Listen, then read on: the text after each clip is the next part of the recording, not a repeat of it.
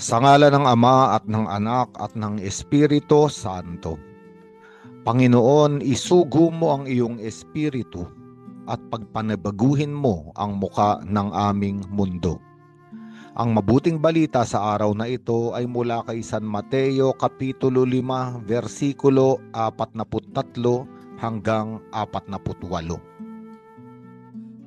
Sa mabuting balitang ito ay inilalarawan ng ating Panginoong Hesukristo kung sino ba ang mga anak ng Diyos Ama na nasa langit.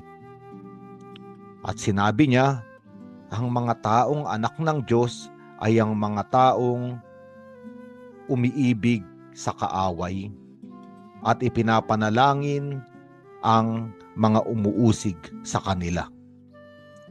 At kung ating iisipin, napakahirap nitong gawin sapagkat mahirap magmahal sa kaaway.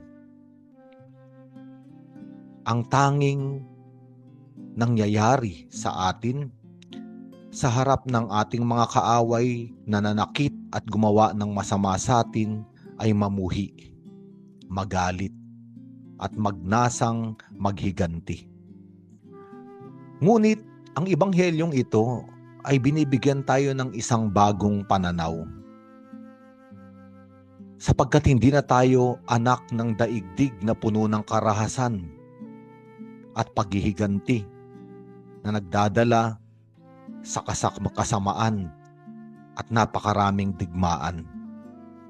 Noong tayo ay inibig, pinatawad at iniligtas ng Panginoong Hesukristo sa pamamagitan din ng ating binyag at sa mga sakramentong ating tinatanggap katulad ng banal na Eucharistia at sakramento ng kumpisal, tayo ay ginagawa ng mga anak ng kalangitan.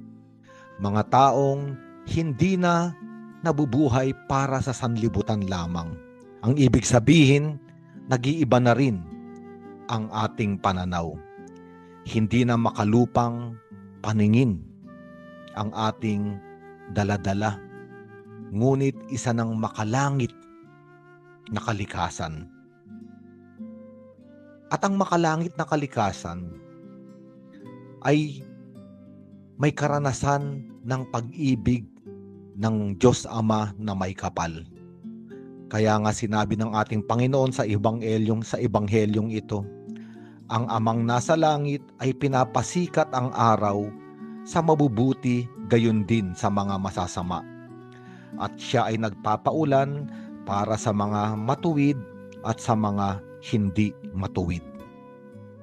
Ang ibig sabihin, noong tayo ay masama pa, at sabi ni San Pablo sa 5 kabanata sa sulat sa mga taga-Roma, noong tayo ay mga kaaway pa ng Diyos, malayo sa kaligtasan, namatay na si Hesukristo para sa atin dahil sa kanyang dakilang pag-ibig.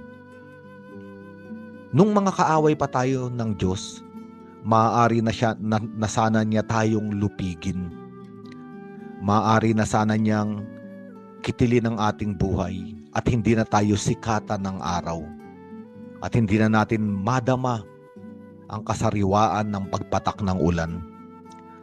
Ngunit bakit tayo ngayon ay humihinga pa? Ngunit bakit hanggang ngayon tayo ay may buhay pa? Sapagkat nagkakatotoo ang sinasabi sa Ebanghelyo.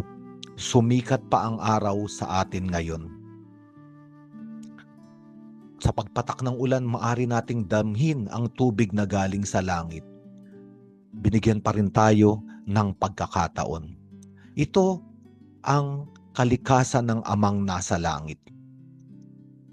Pantay-pantay ang kanyang pagtingin sa mga gumagawa ng masama at sa mga gumagawa ng mabuti. Ang lahat ay may pagkakataong magbalik loob at tanggapin ang alay niyang kaligtasan. Ang kaligtasan na ang dahilan ay dakilang pag-ibig.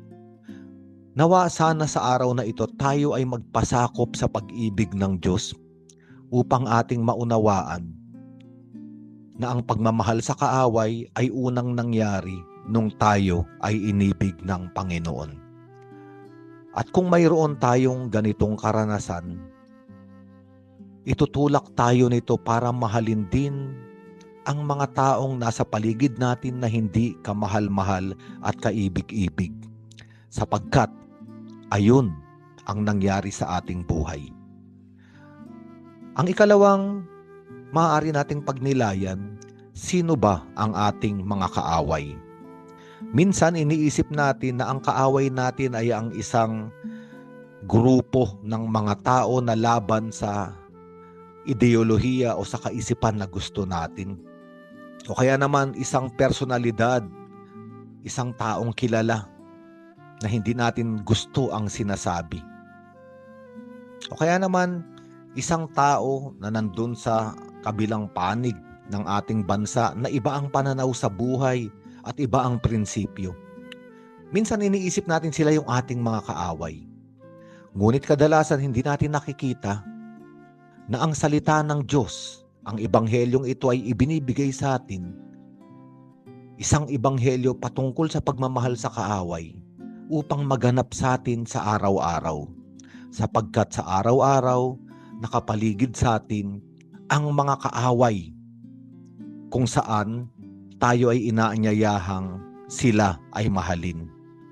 At kadalasan ang mga kaaway natin ay yung sumusugat sa ating puso, nakakasakit sa ating damdamin, sumisira ng ating mga plano. At ito yung mga taong mga pinakamalalapit sa atin. Kaya nga may kasabihan, mas malalim ang sugat na dulot ng isang taong mahal natin. Ang ibig sabihin, ang kadalasan nating kaaway ay yung mga minamahal natin. Kasama natin sa tahanan, kasama natin sa trabaho, kasama natin sa simbahan. At ang mga muka ng mga kaaway na ito, ang nagpapaalala sa atin ng mabuting balitang pinagninilayan natin ngayon. Para bang sinasabi sa pamamagitan nila, para sa atin ang Panginoon. Gusto kong maganap ang mabuting balitang ito ngayon sa iyong buhay. Mahalin mo ang iyong kaaway. At aanyayahan tayo ng Diyos sa pamamagitan ng mga tao na kasakasama natin sa bawat araw ng ating buhay. Kaya nga, napakahalaga na tanggapin ang pag-ibig ng Diyos, maunawaan kung paano tayo iniligtas at pinatawad ng Diyos. Ito ang magbibigay lakas, pundasyon upang tayo ay maitulak sa isang bagong kalikasan. Isang kalikasan, isang pag-iral sa buhay na ito na kayang umibig kahit pa nga sa kaaway. Sa ngalan ng Ama at ng Anak at ng Espiritu Santo.